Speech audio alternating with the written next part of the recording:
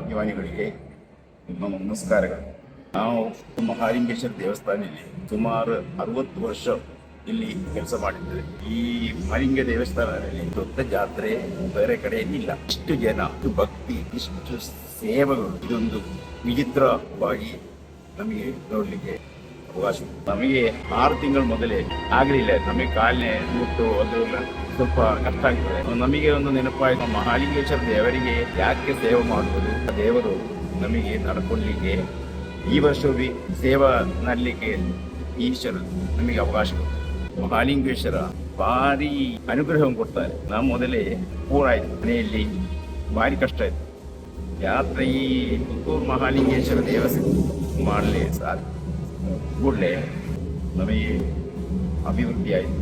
ನಮ್ಮ ಮಕ್ಕಳಿಗೆ ಮದುವೆ ಆಯಿತು, ಹೊಸ ಮನೆ ಆಯಿತು, ತೊಂದರೆ ಇಲ್ಲ, ಅದರ ಕಷ್ಟ ಇಲ್ಲ. ಈ ಮಹಾಲಿಂಗೇಶ್ವರ ದೇವರು ಜನ ಇಲ್ಲಿ ಭೋಜನ, ಅನ್ನದಾನ ಮಹಾದಾನ, ಗಜತುರಂಗ ಸಹಸ್ರ, ಗೋകുലം കോടിദാനം, കനകരചിത പാത്രം, മേദിനീ സാഗരാന്തം, ഉദയകുലജാതം, കോടികന്യ പ്രതാ, ನಹಿ ನಹಿ ಬಹುದಾನ, ಅನ್ನದಾನ.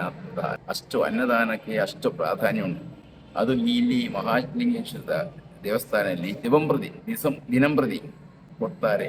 ಯಾತ್ರಾ ಎಷ್ಟು ಸಾಗರಗಳನ್ನು ಊಟ ಮಾಡಿ ದೇವರ ಸೇವೆ ಮಾಡಿ ಅದು ಭಾರಿ ಚೆನ್ನಾಗ್ತದೆ. ಎಷ್ಟು ವರ್ಷದಿಂದ ನೀವು ಬರ್ತಾ ಇದ್ದೀರಿ ಇಲ್ಲಿ? 60 ವರ್ಷ, 60 ವರ್ಷ ಆಯ್ತು ನಾವು ಇಲ್ಲಿ ಸೇವೆ ಮಾಡಿದ್ವಿ. ನಮಗೆ 74 ಈಗ 74 ವರ್ಷ ನಡೀತಾ ಆಯ್ತು ನಮಗೆ ಪ್ರಾಯ. ನಿಮ್ಮನ್ನು ಇಲ್ಲಿ ಕರ್ಕೊಂಡು ಬಂದವ್ರು ಯಾರು? ತಂದೆಯವರೊಟ್ಟಿಗೆ ಬಂದಿದ್ದೆ. ಅವರ ಹೆಸರು ಕುಂಜಂಬು ಮಾರಾರ. ಅವರೊಟ್ಟಿಗೆ ನಾವು ಬಂದದ್ದು. ನಿಮ್ಮ ತಂದೆಯವರು ಸಹ ಮುಂಚೆ ಇಲ್ಲಿಗೆ ಬರ್ತಾ ಇದ್ದಾರೆ? ತಂದೆಯವರೊಟ್ಟಿಗೆ ಬಂದದ್ದು. ತಂದೆಯವರು ತೀರೋಗಿದೆ. ಅವರು ಎಷ್ಟು ವರ್ಷ ಬರ್ತಾ ಇದ್ರು ಇಲ್ಲಿಗೆ? ಸುಮಾರು ಹೆಬ್ಬಾರು ಇಲ್ಲಿ ಟ್ರಸ್ಟಿ ಚೇರ್ಮನ್ ತಂದೆ ಬಂದಿದ್ದಾರೆ. ತಂದೆ ಕುಂಬಳ ಬಾಬು ಅಡಿಗಳು, ನಾರ್ನಡಿಗಳು ತಂದೆ ಅವರೊಟ್ಟಿಗೆ ಬಂದು ಇಲ್ಲಿ ಸೇವೆ ಮಾಡಿ. ನೀವು ಬಂದ ಮೇಲೆ ಯಾರೆಲ್ಲ ಬ್ರಹ್ಮವಾಕರ್ ಇಲ್ಲಿದ್ರು?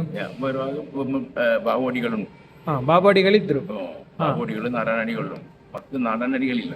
ಬಾವಡಿಗಳ ಅವರ ಮಗ ವಾಸುವಡಿಗಳು ಆದ್ಮೇಲೆ ಅವರ ತಮ್ಮ ಗೋಪಾಲಕೃಷ್ಣ ಅಡಿಗರು ಮತ್ತು ಹಣ್ಣು ಅಡಿಗಳು, ಅವರ ಮಗ ಕೇಶವ ಅಡಿಗಳು ಅವರಲ್ಲಿ ಇಲ್ಲಿ ಒಂದು ಸೇವೆ ಮಾಡ್ತಾರೆ. ಅವರೊಟ್ಟಿಗೆ ನಾವು ದರ್ಶನವಿಲ್ಲಿ ಮತ್ತು ಸೇವೆ ಮಾಡ್ತೀವಿ.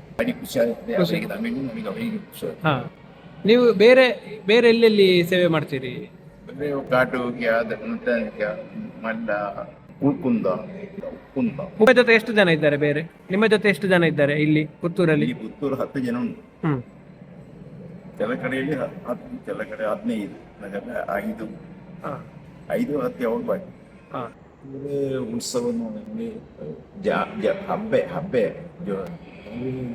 ഓരോ വീട്ടിൽ നിന്നും ഓരോ ആൾക്കാരെങ്കിലും ഈ ദേവന്റെ അടുത്ത് വർഷത്തിൽ ഒരിക്കൽ വരാതിരിക്കില്ല. യാത്ര സമയത്ത് എന്തായാലും ഈ ഡിസ്ട്രിക്റ്റിലെ ആൾക്കാർ പിന്നെ പുത്തൂർ ഉത്സവത്തിൽ എത്തും.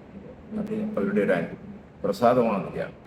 എത്രയും ഇതായിട്ട് കൊടുക്കാൻ, ദേവനെ സമർപ്പിക്കാൻ, സമർപ്പിക്കാൻ അവർക്ക് താല്പര്യമുണ്ട്. പുത്തൂർ അമ്പലം അഭിവൃദ്ധി പ്രാപിച്ചുകൊണ്ടിരിക്കുന്നു. അതുപോലെ പുത്തൂരിലെ ജനങ്ങളും അഭിവൃദ്ധി പ്രാപിച്ചുകൊണ്ടിരിക്കുന്നു. അവർ സന്തുഷ്ടമായി ജീവിക്കും.